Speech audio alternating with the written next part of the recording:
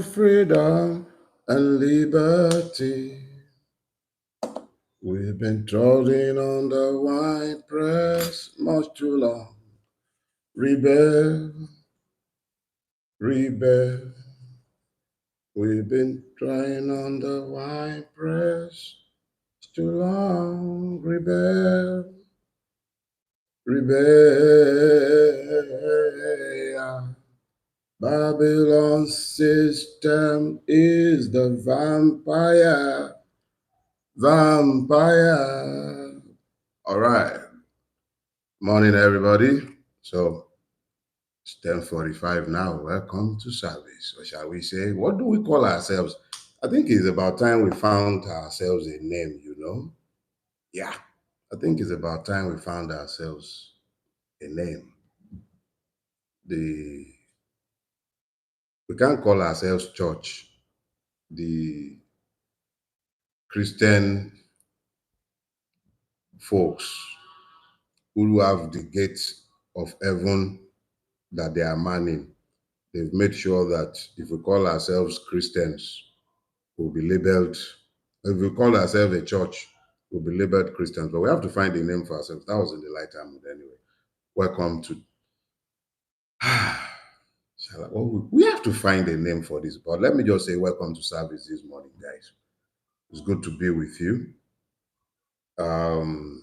If you live in the Nigerian moment, you rarely ever find any reason to be joyful. So I'm not going to pretend that I am extremely joyful this morning, but we are thankful to God for life. At least we still draw breath. So, okay, somebody says lamentation group ministry, but ours is not to lament. Ours is to awaken ourselves in sufficient numbers so that we may then proceed to do something about our sickening condition. And talking about doing something, I'm going to share a link. Even as we're speaking, let me just do that now. No, because I will need to have the message accompanied, the link accompanied by a message, and I don't want us. Yeah, I think I kind of like that. Liberation Ministry. Not a bad idea. You guys keep it covered, but the most important thing is this. The platform is almost ready, but it is ready. You can actually, I'm going to send out the link so that you guys can start interacting with it. You can register. We have a WhatsApp forum that has been created. The tech person is going to send me a message that I'll add to the link I'm going to put out. The platform is ready. That's what I'm saying. Oyewala, is that Oyawala? Yeah, the platform is ready. That is what I'm saying to you now. It is ready. We will still have to, it's a work in progress, but you can begin to interact with it. I'll be putting it out today. Before 12 o'clock, it will be out. It is ready. I have the link for all of us. We can join up. We can begin to see the points being made. We can't keep yakking. So we'll talk about that at some length later on. But this is the part where I actually get to talk about you, to you about the week that was. The same problems that were with us last week have remained with us this week. And even though we are not a lamentation ministry, it is critical that we have our eyes firmly on the ball at all times. Regardless of distractions, we must keep our eyes on the ball. The children in Oyo State remain in captivity. There was some hopeful rumor during the week. I saw a few people jump on it that they had been released. I wish it were to be true, but it's not true. They are still in captivity. The ones that are in captivity in many other places all around Nigeria that the press have conveniently ignored to report or underreported as a function of self-censorship in some cases or overt pressure by government agencies. There are so many other people in captivity. If anything has been truly democratized in Nigeria, it is hopelessness. Everywhere you turn in Nigeria, somebody is being kidnapped, something or the other is happening. We are beginning to see it, particularly in the Southwest, but it's something that has become completely normalized, not just by those who live with it in the northern part of Nigeria, northwest, northeast, not just by those people, the average Nigerian peasant in northern Nigeria who have been frontline victims of this evil but have not been heard, largely because they are far away. It used to be far away from us. We didn't used to hear the gunshot. We were told of the gunshot. But now we are actually hearing the gunshot, and some people are actually seeing the ricochet. So what is happening is that the madness is gradually coming south towards the ocean. But it's been ongoing. It's been coming from the top, from the northeast to the northwest, north central, southwest, southeast, south south. Now it is finally here in the southwest. It's not like it wasn't always there, but it was always going to be the last operational base, and it's happening right in front of us. So the Oyo State children who were gathered like cattle into the forest, they're still there. The NUT presumed to strike during the week. It was a rather interesting thing to behold because it gives you an idea of exactly where the Nigerian labor movement as a whole is today. The NUT in Oyo State went on a strike. National Association of Nigerian Students, led by gerontocrat, accompanied by more miscreants, went and disrupted their rally, which was essentially to call attention to the deplorable state of education, particularly the security in schools. That is the Nigeria that we have built. The Nigeria we have built today is one where people would rather pretend not to see what they see because the truth does not help the narrative they prefer to both believe and to propagate. During the course of the week, the Senate finally pretended to be aware of the insecurity ravaging the country. Akpabio provided his usual visuals. But that's the country we have built. Yep. During the course of that week, Anambra began to regulate the miracle merchants. It was very interesting to behold. Maybe he needs to find a way to organize them in pretty much the same way the APC has managed to organize the Penterascas, and then they might find a way to explain to them how they need to take it easy and maybe be a little less mercantile in their sale of miracles. But that is the country we have built. Government is now the one telling those who should be telling the government the right thing. Government is the one sufficiently scandalized to be talking to them. Amen. In the week that was, the tragedy of Africa played out again in South Africa and in multiple capitals in Africa.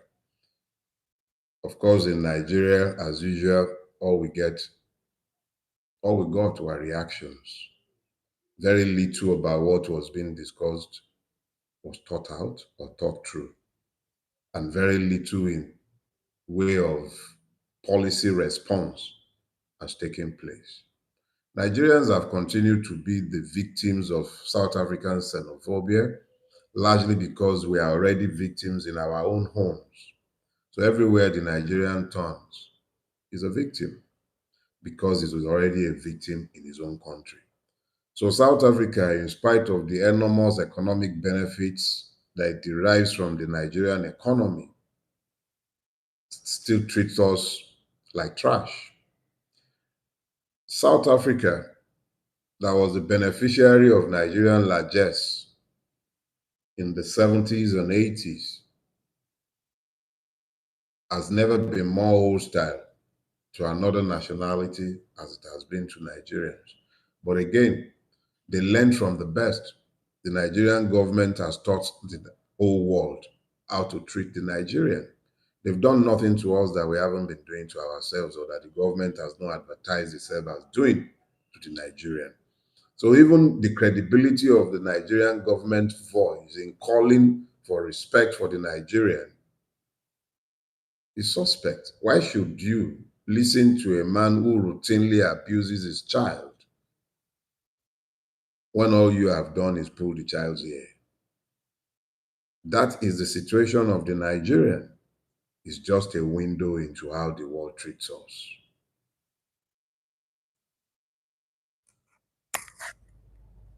During the course of that week, 4 men were sentenced to death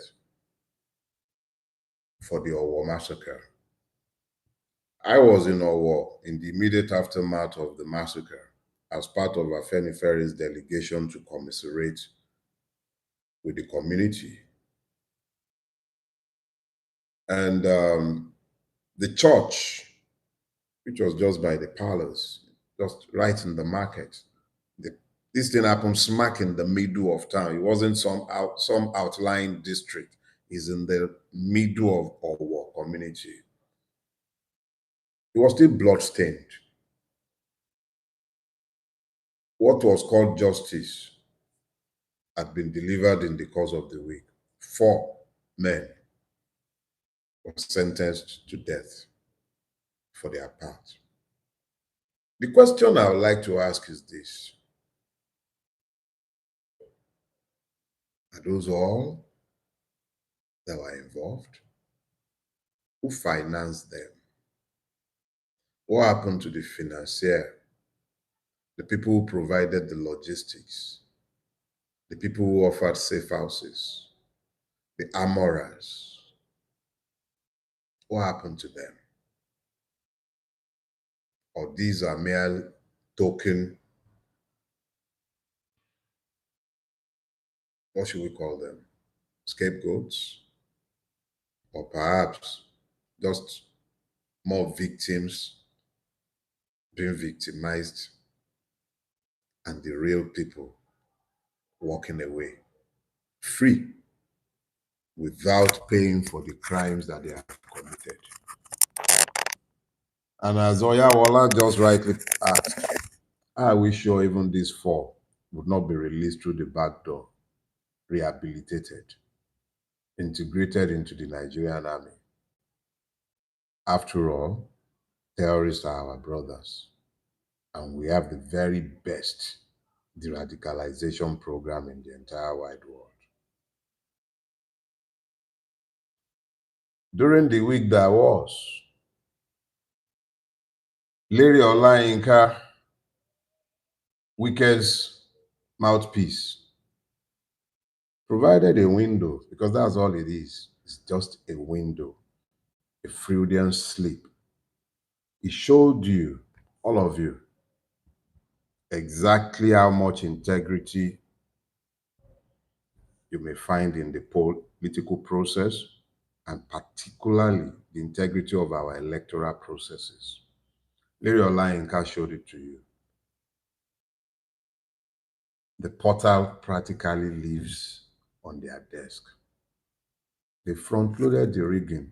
Question is, what are you going to do about it? Amukwiton is still the chairman. He's a card-carrying member, more or less, a cheerleader for the APC. So I just said to let you see the little I can show you using the window that they opened during the course of the week. Now, let me do a little bit of preaching. I still got a couple of minutes. Oh, and yes, you really want free and fair election, and you are tolerating a continuation of Amukwiton in office. You guys are not serious about this election. If you are truly telling yourselves you want to vote and you believe that something positive is going to come through the electoral process, but you are tolerating Amukwiton in office, you are not serious. I'll leave that like that. But I'll spend the remaining minute that I have to just share a thought. I'll still elaborate on the thought at some point in the future. And it's about Brother Jonah. So I was on Facebook and I saw a friend who apparently has given up on the Nigerian situation. And it was like Jonah pointing out how you guys should go and deal with your wahala yourselves. And it struck me. Just like you have the Elijah syndrome, where Elijah began to believe that he was the only one who could solve the problem, and since he wasn't doing it, the cause was lost, and God had to remind him that he had 7,500 prophets. Jonah also thought that his own judgment of Nineveh was sufficient to condemn the city. He wasn't afraid of going to Nineveh, he was judging Nineveh. So those of you who think that Nigeria is undeserving of any consideration, just remind yourself, you were battered here for a time such as this. Question is, what are you going to do about the evil that you see? You going to keep quiet? If you talk, at what point are you prepared to act? Those are the questions you need to ask yourself before you begin to, like Jonah, judge them. I'm not going to say anything. I'm leaving Nigeria. I've left Nigeria. You leave Nigeria, but Nigeria don't really leave you. That's why those of you, I saw a gentleman from Helsinki. You know where Helsinki is? Finland. They barely ever have sunshine. But hey, that was the week that was, and that was in the lighter mood as well. If there is ever anything light about our country. But we must find our mirth where we will. So those of you who are just joining us, good morning. Welcome to the Conscience Assembly. Let's call it that today until we decide finally what to call it. So welcome to the Conscience Assembly this morning. One of the first things I need to let you know, I'll be putting out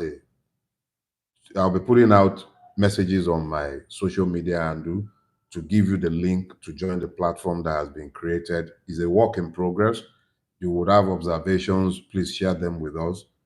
There is a I'll share that with you and we can take that from there as we go. But I'm sure that before the end of the month, you'll be fully operational, but you actually can begin to interact with the website now. So, welcome. This morning, I would want us to speak to the subject Nigeria, a people betrayed.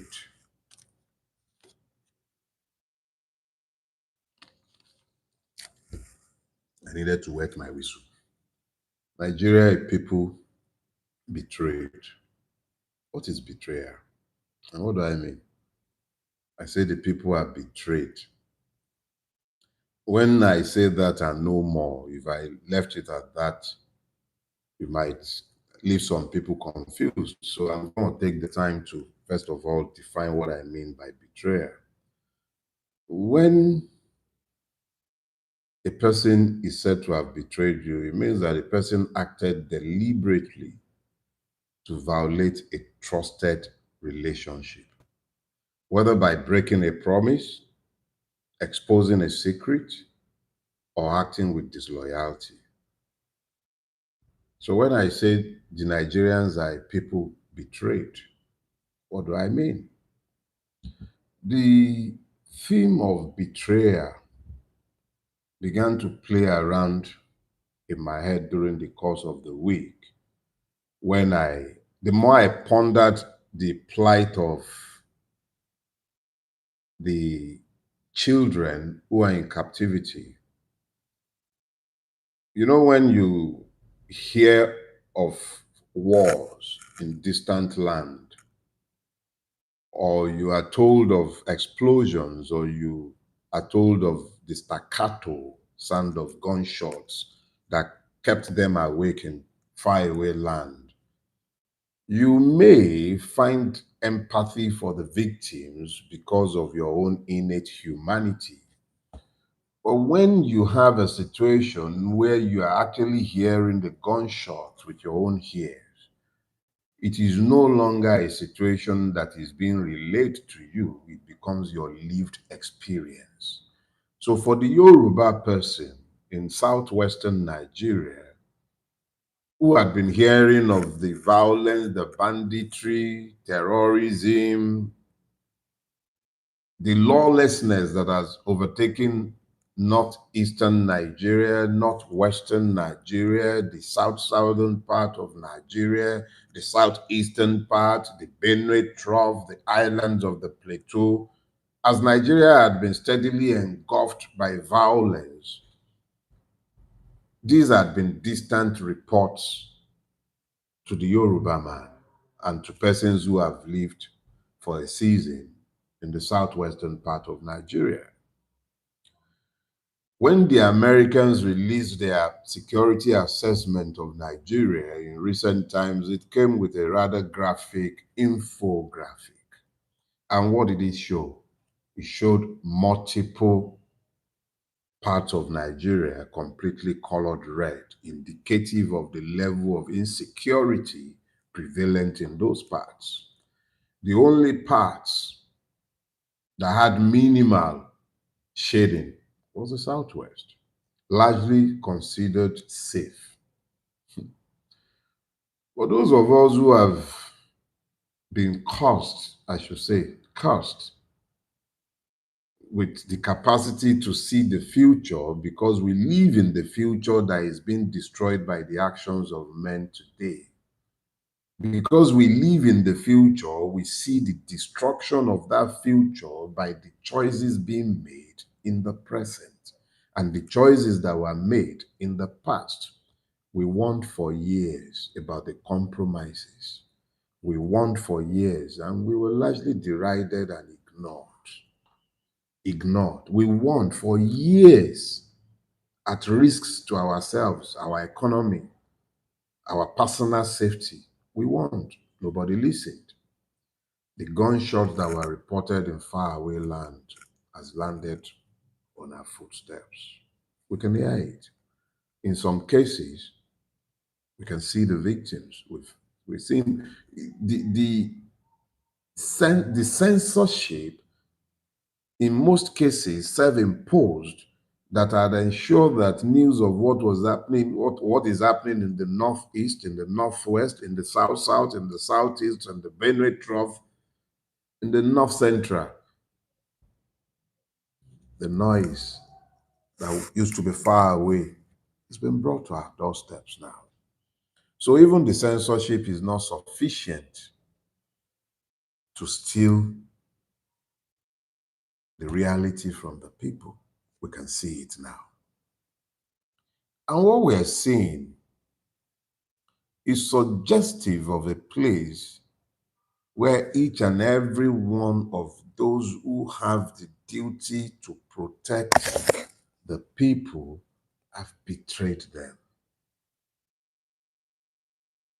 If you look to our national pledge, at least that one hasn't changed since it was introduced in 1976. It says, I pledge to Nigeria, my country, to be faithful, loyal, and honest, to serve Nigeria with all my strength, to defend our unity and uphold our honor and glory. And then he says, so help you God. Every one of us have said this pledge at some point if you went through any form of formal school education. How many of us have kept it?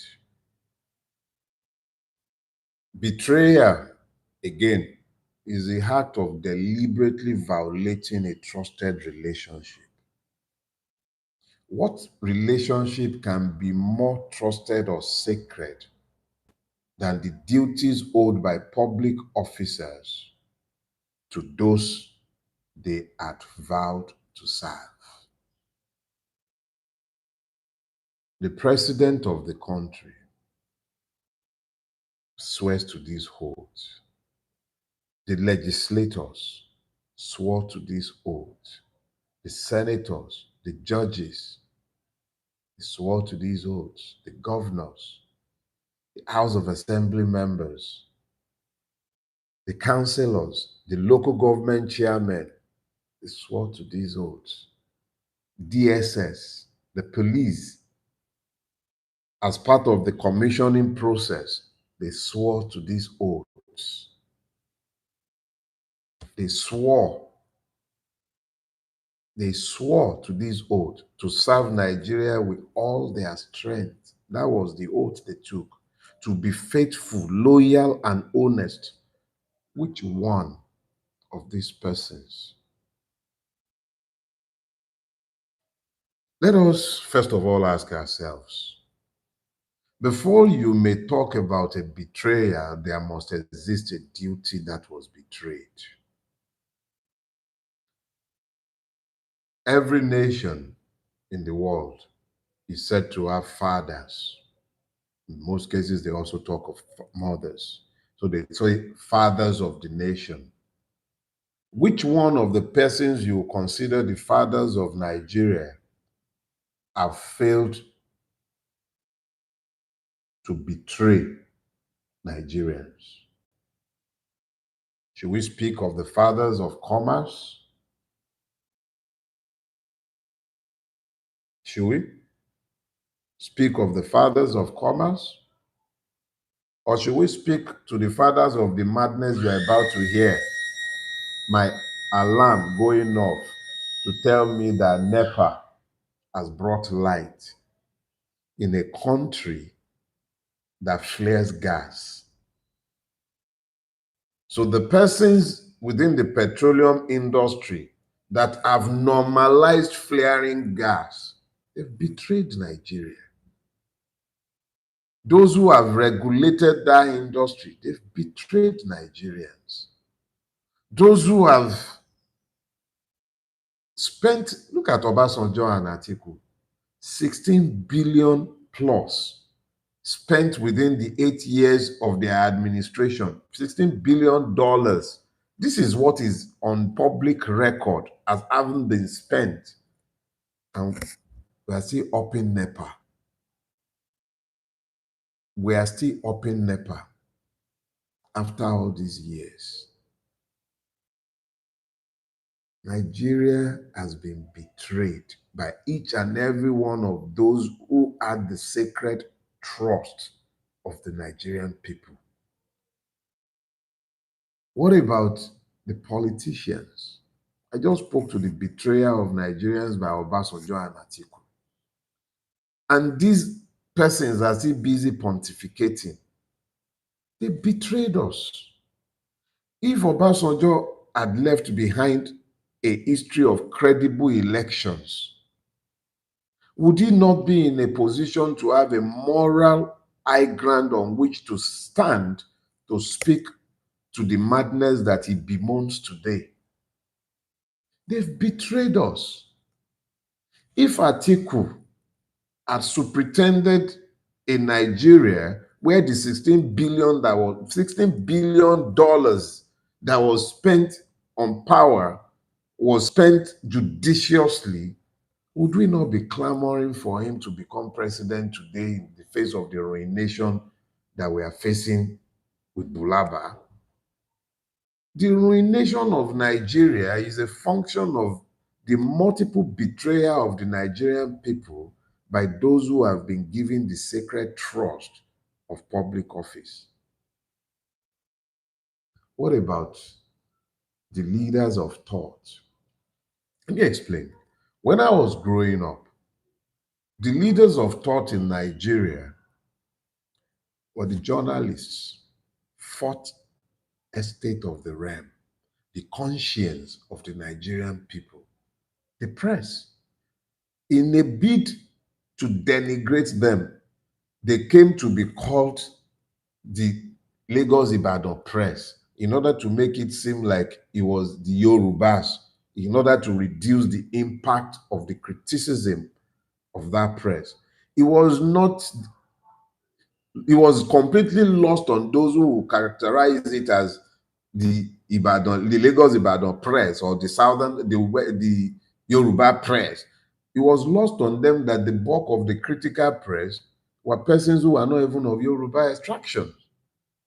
The fact that the readership was largely Southern based and the publishing was also largely Southern owned left their blackmail easy in the hand of those who would do mischief. But did it change the fact that they earned the trust of the people?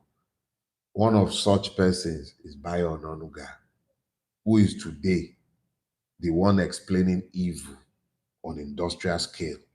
He was part and parcel of those who held power accountable even during the military.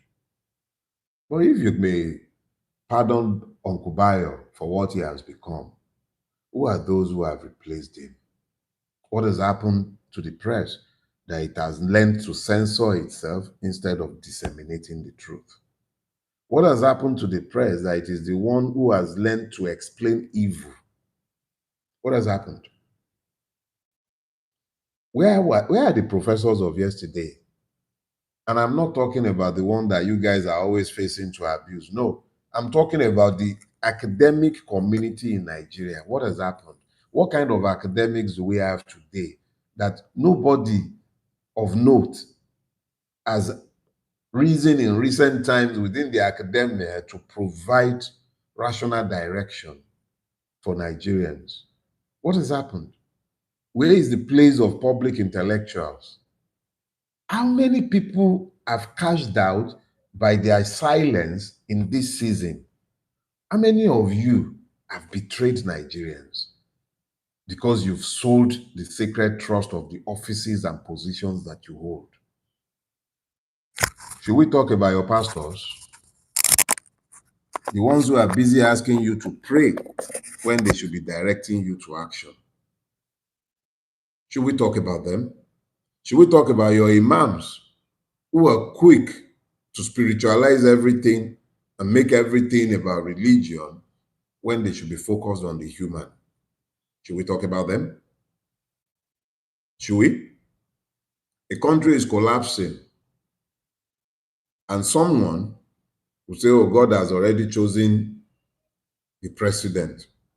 Let us pray for Nigeria. How do you do that? Children are in captivity. People planned a prayer walk protest, which is the minimum a church should be able to do in this season. What did you do? You canceled it. These are the people who have betrayed Nigerians. They've commercialized religion. It has no soul, no content beyond tithe and offering. They've betrayed Nigerians. They've traded on the sacred trust of the people. Where are the mothers? Fumilayo Ransom Kuti rose in this town. She saw the suffering of the market women and she felt herself related to them. She wasn't a market woman. She had no business involving herself, but she got involved. She got involved because she was moved by the pain of those who were being taxed. She was related to their pain sufficiently as a mother to get involved. What has happened to us? A mother stood in the public space and was busy distributing cars to politicians, and children were in custody. No sobriety of any sort. People are just going about their business. Where are the mothers? One cared sufficiently to say there is God. What has this one had to say?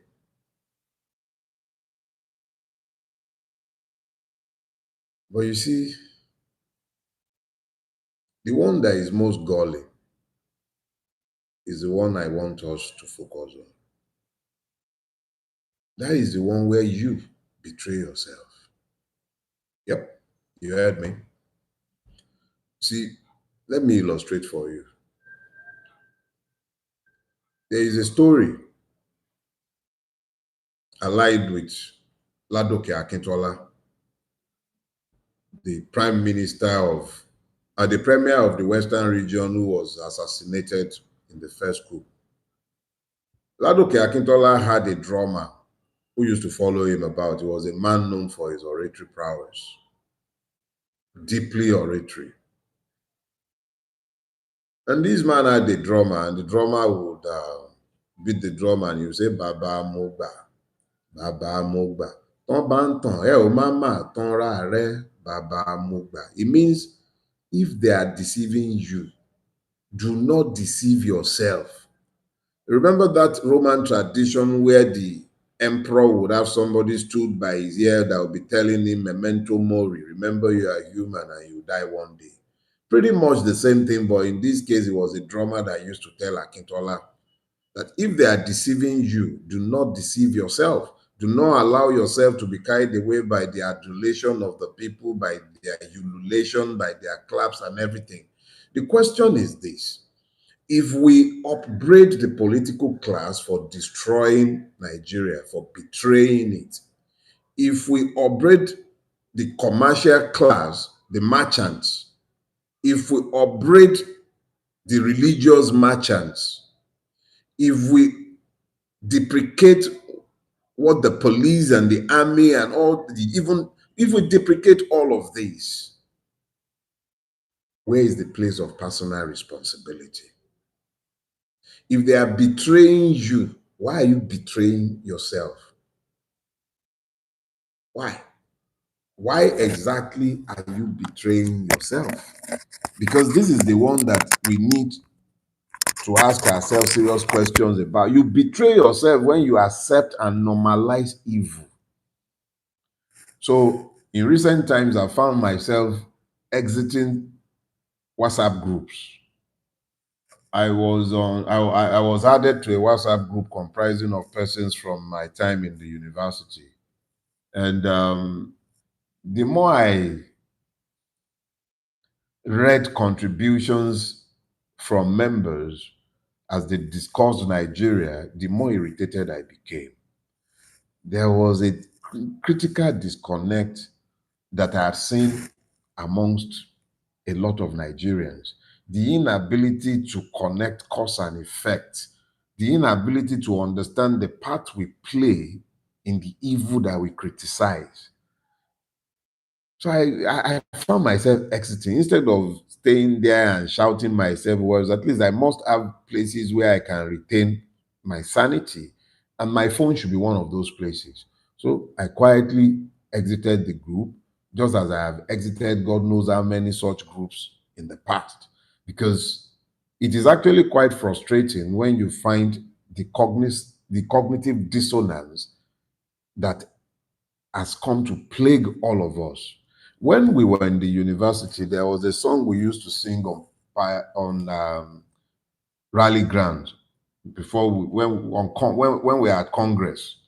We will say gbogbo wọn náà lọ́wọ́ ń bẹ, gbogbo wọn náà lọ́wọ́ ń bẹ, bí Nàìjíríà ti ṣe ń bàjẹ́, gbogbo wọn náà lọ́wọ́ ń bẹ. And then we'll proceed to name them. Obasanjo lọ́wọ́ ń bẹ, Tinubu, we'll name them. Abacha na lọ́wọ́. What we're saying in effect is that the way Nigeria has been destroyed, they are all responsible. We will now proceed to name the ruiners of Nigeria. Obasanjo will be named. We named a whole variety of people. And as we were doing this, we believed that these were the destroyers of Nigeria. We believed that we would be the ones that will rescue Nigeria. At least those were the ideals that governed our youth.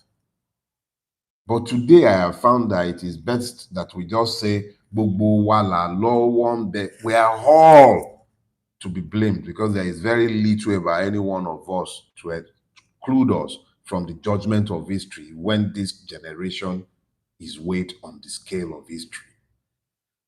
We've normalized failure and then we've spiritualized it. You say it is well.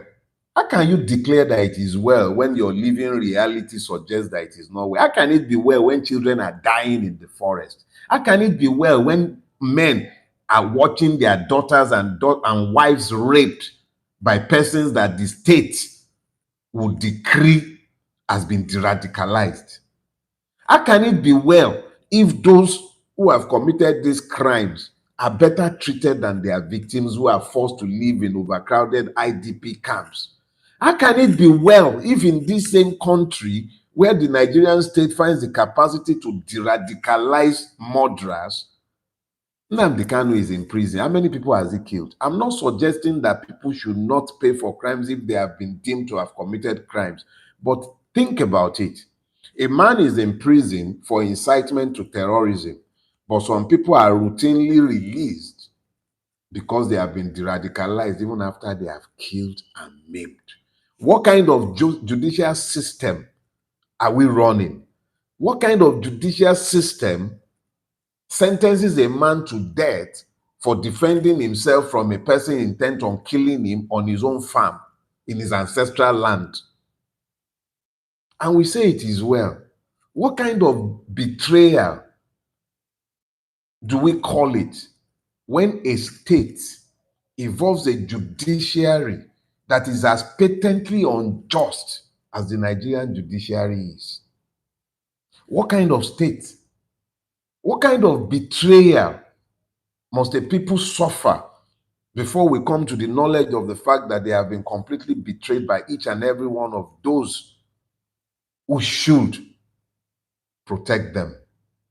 The judiciary is the last hope of the common man. When the last hope of the common man has been betrayed, is that not an invitation to anarchy? His last hope destroyed. You're telling him that he's hopeless and he should take his fate in his own hand. That is what we have evolved. That is the society that we have built. The Nigerian is serially betrayed. Our own psychophancy, and this is the part where we need to hone our own error. The psychophancy that we have allowed to overtake our country has come to mean that today, all you need to do is have money. Once you have money, you can get away with practically any crime, do practically anything, even if the judicial system is compromised.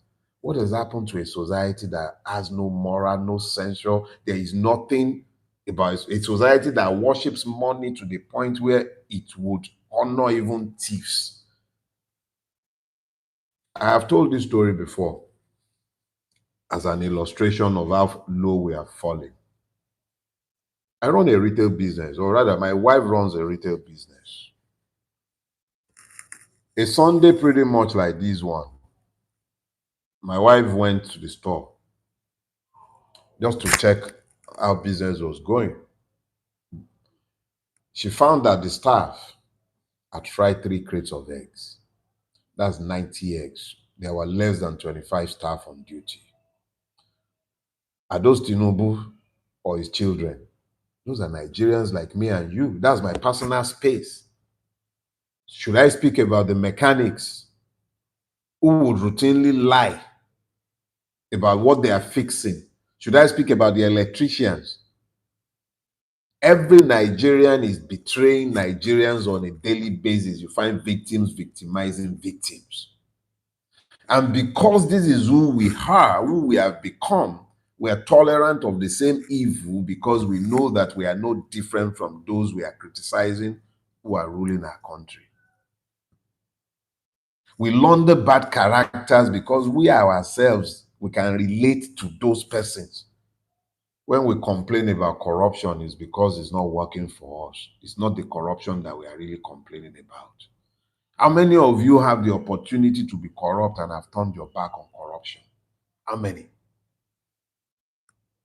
We validate our abusers because we are ourselves abusers. So when we're talking about betraying the Nigerian people, it is critical that we listen to ourselves and understand that we are as much part of this problem as we are also part of the solution, because we are just as guilty as those that we criticize.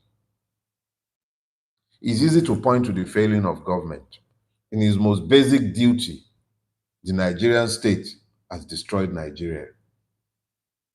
How do you explain a country that has failed completely to provide security at the most basic level? Children are in forests. It's not just, now here is the bit where we need to be careful not to take information that is sitting right on the bridges of our noses and then misinterpret it. It must be clear that there is a clear difference between incapacity and incapacity born of a lack of ability and incapacity born of complicity. What we're dealing with, the betrayal to which I am speaking, I'm not speaking to a situation where the government is helpless because it lacks the capacity I'm speaking to a situation where the government has made deliberate choices that has rendered it incapable of doing that which it is constitutionally charged with doing. Case in point, because sometimes it is critical that we look back before we may look forward. That was my topic last week. In 2022, we had Commodore Laumi. He was in a TV studio. Who is Commodore Laumi? He was a spook. Who are spooks? Military intelligence spy. That's the word for spy. He was a spy. He rose to the rank of a general. He was a spy. He wasn't known for anything outside of the military. None of us ever met him. None of us knew him. He was one of those you don't see. You hear of them, but you rarely ever hear them speak in public. That is who Commodore Lawumi is. Let us be clear about that. Yorubas will say, there are some animals you don't see in daytime. Olawumi is one of such persons. You don't see his type sat in the studio of a TV network. But he found sufficient alarm about what was happening to us that he went into a TV studio and corroborated part of what Obadiah Melafia had told all of us before he was killed. Obadiah Melafia had told us of what to expect in Nigeria, of the Fulani agenda, of the Islamist agenda. Obadiah Melafia had told everybody. Even if you discount him, are you going to say that Olawumi must be discounted? He sat in a TV studio because obviously he had spoken in places where he was not listened to. The impotence of his past effort was what led him to the desperation of sitting in a TV studio. I'm saying this so that those of you for whom evil has been normalized might find the grace to accord this the importance that it deserves. Olawumi sat in a TV studio and he declared to all of us that the person who swore as the president of Nigeria to uphold the constitution, protect the territorial integrity of Nigeria, serve Nigerians, that this person was handed a dossier in 2016 telling him, naming the names of financier of terrorism in Nigeria. 2016, this is 10 years later. Not one of those persons have been interdicted. Olawumi also told us at the time that amongst the numbers of these sponsors of terrorism, there were state governors, senators, persons within the cabinet. Olawumi told us this. 2022, he told us. 2016, he said this report was submitted. Nothing till date. 10 years. So when you begin to lament what is happening today, you need to understand that the eggs of today's snakes had been laid in the past and they are just hatching now. They've had that long. And if they were getting a dossier in 2016 naming these names, you can imagine what has happened since then. Increase it exponentially. And then begin to understand that the person who is sat in the office at the Minister of State for Defense has been variously named in connection with terrorism and banditry. And what has happened? He remains in his office. The National Security Advisor was named as being complicit in harming a militia who were later arrested in Kwara State. What has happened? These are the betrayers directly by government and persons within government. And what has happened? Nothing. Nigerians have been betrayed. We've been betrayed. Everything that makes a country has been compromised about Nigeria. Everything. When you look at the level of betrayal, and this one was brought home to me recently when I had to remove myself from a WhatsApp group. I'd alluded to it earlier on. I removed myself because I just couldn't bring myself to tolerate the level of, when you remember a person from your youth. These are guys I went to university with in the 80s when we fought the military. There is a particular guy, I remember him from the SAP riot of 1987. He was the one who drove the LSTC bus that we hijacked at Yanoba. He used it to block one lane of Badagry Expressway. And then I was reading him on this platform, justifying evil. And I asked myself, would the younger version of this man be proud of the man that he has become? Because I remain who I was when we were in Okokomaiko, and my spirit abhorred what I was saying of the man that he had become. I know as a fact that the younger man that he was would have slapped the man that was chatting on that platform. And that is the lot of a lot of people. The men they were 10 years ago, 15 years ago, will be ashamed of who they have become today. You know what they say? Mind the gap. That is the lot of a lot of us. We say one thing and we do the exact opposite in a private space when people are not watching. Mind the gap. The gap between who you are and the betrayer of the people that issues from your action. Mind the gap. It is critical that you mind the gap. Look,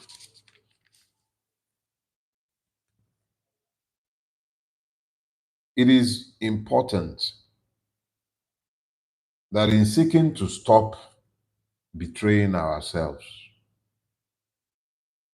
we learn to ignore the ethno-religious divisions and understand the place of class solidarity. I would explain myself. When victims are the ones victimizing victims, society collapses. And what is happening in Nigeria today is that victims are betraying themselves because they are hoping to be given or offered a seat at the table of impunity. We daily betray ourselves. But it is not, as I have always told you, this is not intended as a lamentation ministry. This is intended as a liberation ministry. If I have highlighted an evil, it is because it is critical to call our attention to this so that we may stop it.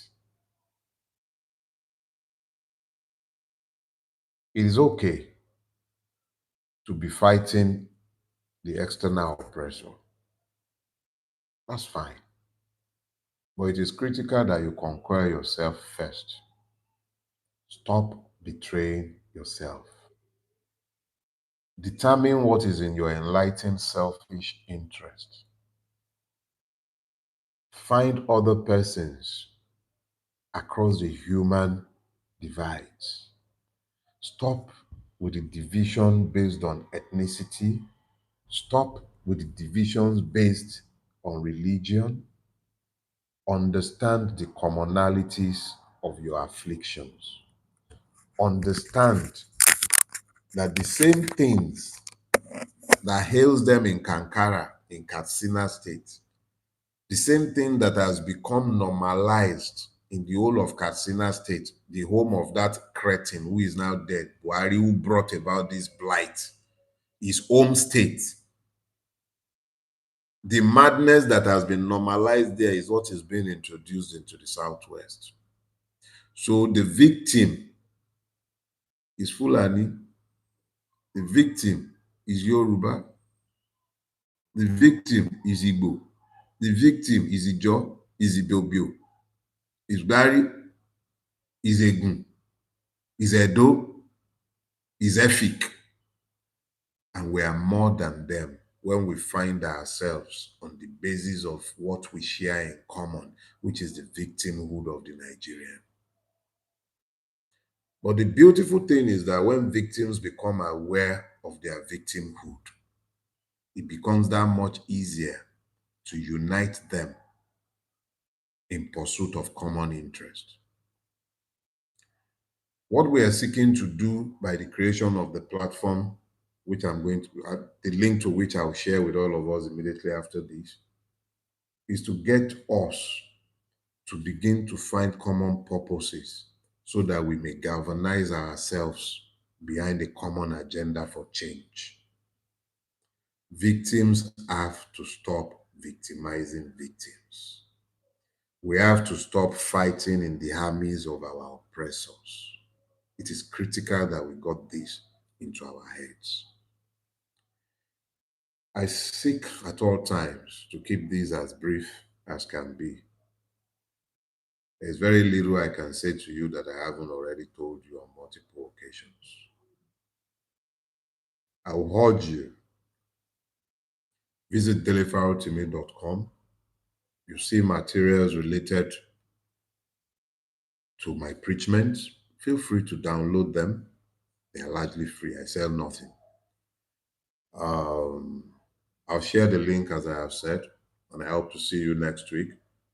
We'll be progressing this as we go along, but I urge all of us, please remember these children in your prayer, however you pray.